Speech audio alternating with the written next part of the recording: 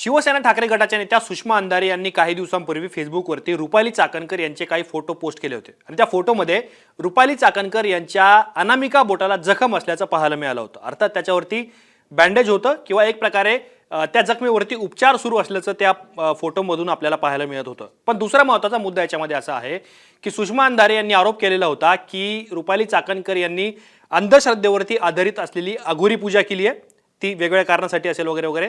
पण अनामिका बोटाचं महत्त्व नेमकं काय असतं, ती पूजा नेमकी काय असते, कशासाठी केली जाते, त्याचा हेतू काय असतो आणि सगळ्यात महत्त्वाचं म्हणजे या अघोरी पूजेची प्रक्रिया नेमकी काय असते, हेच मी तुम्हाला आजच्या व्हिडिओतून थोडक्यात सांगणार आहे। नमस्कार, मी या ठिकाणी मुंबई तकमध्ये तुम्हा सर्वांचं स्वागत आहे। तर सगळ्यात आधी ती प्रक्रिया जाणून घेण्यापूर्वी सुषमा अंधारे यांनी पोस्ट नेमकी काय केली होती आणि त्या पोस्टमध्ये त्यांनी कुठला दावा केलेला होता ते मी तुम्हाला सगळ्यात आधी वाचून दाखवतो। त्याच्यामध्ये सुषमा अंधारे यांच्या फेसबुक पोस्टच्या नुसार ते त्यामध्ये फोटो शेअर करताना म्हणतायत, हे काही फोटो स्क्रीनशॉट एका पीडित महिलेकडून मिळाले। पीडित महिलेच्या सांगण्यानुसार चाकणकर तंत्र मंत्र विद्या जाणत होत्या। विशिष्ट दिवशी जर अनामिका म्हणजेच करंगळीच्या शेजारचे बोट कापली आणि ज्या व्यक्तीवर तंत्रमंत्र करायचे आहे त्या व्यक्तीचे नावे असणाऱ्या बाहुलीवर ते रक्त सांडलं तर सूर्य शुक्र हे दोन्ही ग्रह अनुकूल होतात आणि आशीर्वादित करतात असा समज आहे। या फोटोमध्ये मधल्या जर तारखा नीट बघितल्या तर लक्षात येतं साधारण 9 सप्टेंबर 2024चा पहिला फोटो दिसतो, ज्याची जखम मोठी आहे। ही जखम सप्टेंबर पासून डिसेंबर पर्यंत दिसते। स्वयंपाक घरात झालेली जखम 3-4 महिने राहू शकत नाही।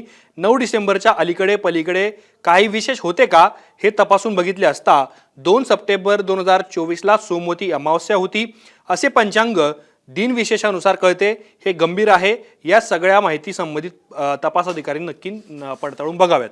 आता अर्थात हा सुषमा अंधारे यांचा दावा आहे आणि त्यांनी एक प्रकारे अंधश्रद्धांच्या आधारावरती जी पूजा केली जाते किंवा आपण ज्याला अघोरी पूजा अशी म्हणतो ती पूजा केल्याचा आरोप चाकणकर यांच्यावरती केला होता। पण खरंच अनामिका बोटाचं एवढं महत्त्व आहे का? अनामिका बोट इतकं महत्त्वाचं का मानलं जातं? तर सगळ्यात पहिलं अनामिका पूजा म्हणजे हिंदू धर्मात धार्मिक विधी किंवा पूजेदरम्यान उजव्या हाताच्या तिसऱ्या बोटाचा वापर करून देवाला हळद कुंकू अक्षदा किंवा चंद लावण्याची प्रक्रिया मानली जाते।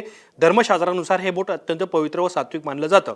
आता अनामिका पूजेचं साधारण आपण अनेकदा बघतो की पूजेमध्ये असेल किंवा एखाद्यातला आरती करताना सुद्धा त्या बोटानेच कुंकू लावला जातो। असे साधारण हिंदू धर्मात जे काही विधी आहेत त्यामध्ये त्याचा साधारण वापर होतो। आध्यात्मिकदृष्ट्या अनामिका बोट हे देवतांशी थेट जोडलेला असल्याचा दावा केला जातो। म्हणूनच पूजेमध्ये देवाला तिलक लावण्यासाठी किंवा फुले अर्पण करण्यासाठी सुद्धा या बोटाचा वापर केला जातो। म्हणजे जर तुम्ही देवाला फुलं वाहत असाल किंवा देवाला तिलक लावत असाल त्यावेळी सुद्धा अनामिका बोट वापरलं जातं, हा साधारण विधी आहे। पण अंधश्रद्धांच्या आधारावरती होणाऱ्या पूजेमध्ये किंवा अघोरी पूजेमध्ये सुद्धा अनामिका बोटाचा उपयोग केला जातो किंवा त्याचं विशेष महत्त्व असल्याचं पाहायला मिळतं किंवा तसे दावे केले जातात। आता अनामिका बोट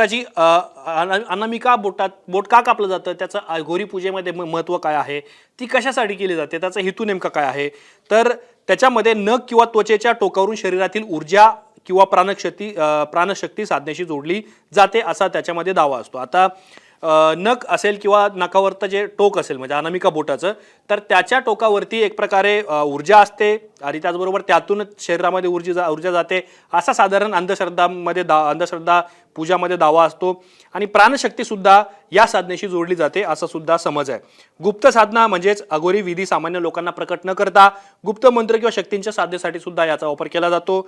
नखाच्या किंवा टोकाच्या भागाचा उपयोग समर्पणाचं प्रतीक मानलं जातं। म्हणजे जर एखाद्या ठिकाणी अंधश्रद्धेशी संबंधित असलेल्या पूजेमध्ये किंवा अघोरी पूजेमध्ये जर अनामिका बोटाचा वापर केला जात असेल तर तो त्या व्यक्तीचं समर्पण मानलं जातं त्या पूजेच्या संदर्भात।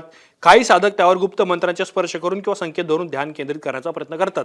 आता हे अघोरी पूजेमध्ये सहजा अनेकदा घडत असतं की जे साधक असतात ते त्या अनामिका बोटाला किंवा त्या टोकाला गुप्त मंत्रांचे स्पर्श करतात किंवा संकेत धरून त्याला ध्यान केंद्रित करण्याचा प्रयत्न करतात। पण आता अघोरी पूजेचा हेतू काय असतो, जो आरोप या ठाकरे गटाच्या नेत्या सुषमा अंधारे चाकणकरांवरती करतायत किंवा त्यांनी काय बाहुलीवरती रक्त सांडलं वगैरे वगैरे, त्यांचा काय हेतू वगैरे वगैरे, पण साधारण या अंधश्रद्धेवरती आधारित असलेल्या पूजांचा हेतू काय असतो, अघोरी पूजांचा हेतू काय असतो, तर त्याच्यामध्ये सगळ्यात पहिला मुद्दा जीवनामध्ये ऊर्जा आणि चेतनेची जागृती। म्हणजे अनेक लोकांना एक प्रकारे त्यांच्या आयुष्यामध्ये वेगवेगळ्या गोष्टी हव्या असतात, मग त्या नकारात्मक असू शकतात, सकारात्मक सुद्धा असू शकतात, तर त्यांची त्यांना मिळवण्यासाठी सुद्धा ही पूजा अनेक जण करत असतात. आणि तसे तुम्हाला जादूटोणा प्रतिबंधक कायद्यानुसार ज्या ज्या काही केसेस महाराष्ट्रामध्ये दाखल झालेल्या आहेत, नरबळीचं प्रकरण असेल किंवा अंधश्रद्धांवरती आधारित पूजांचं प्रकरण असेल, हे आताचं खरात नाही केलेलं किंवा याच्यापूर्वीच्या अनेक प्रकरणामध्ये तुम्हाला याचे दाखले मिळतील. स्वतःसाठी किंवा इतरांना होणारा मोह व्हावा, म्हणजे आता आपल्याबद्दल इतरांना मोह व्हावा, आपल्याबद्दल अनेकांनी लळा लावावा किंवा आपल्याबद्दल आपण अजून लोकांमध्ये आकर्षित राहावं, आपला काय मान सन्मान वाढावा, अशा अनेक इच्छा सुद्धा अनेकांच्या असतात. त्यामुळे सुद्धा ते मिळवण्यासाठी सुद्धा एक प्रकारे अघोरी पूजेचा किंवा अंधश्रद्धांवरती आधारित असलेल्या पूजामध्ये या गोष्टींचा वापर केला जातो किंवा ते साध्य करण्यासाठी पूजा केली जाते. गुप्त साधना किंवा इच्छांसाठी सुद्धा पूजा केली जाते.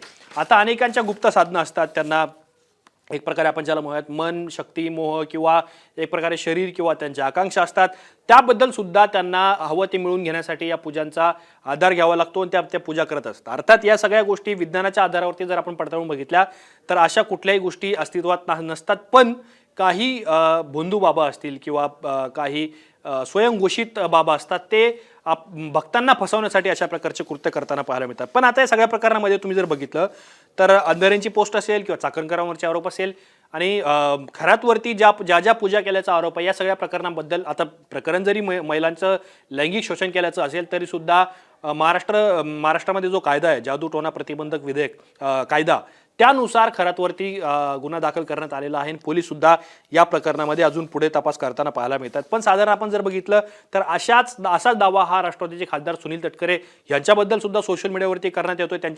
त्यांचे सुद्धा फोटो व्हायरल केले जात आहेत, ज्याच्यामध्ये त्यांच्या अनामिका बोटाला बँडेज एक प्रकारे गुंडाळलेला आहे. त्यामुळं असे सुद्धा अनेक प्रश्न उपस्थित होतात की रुपाली चाकणकर किंवा सुनील तटकरे यांनी सुद्धा पूजा केली का. अर्थात आता त्यांच्या कडून असं स्पष्टीकरण या सगळ्या फोटोवरती सोशल मीडियावरच्या दाव्यावरती सुद्धा येईल आणि त्यानंतर सुद्धा चर्चा होईल. पण तुम्हाला या सगळ्या प्रकरणांबद्दल काय वाटतं, कॉमेंट बॉक्समध्ये आम्हाला नक्की सांगा.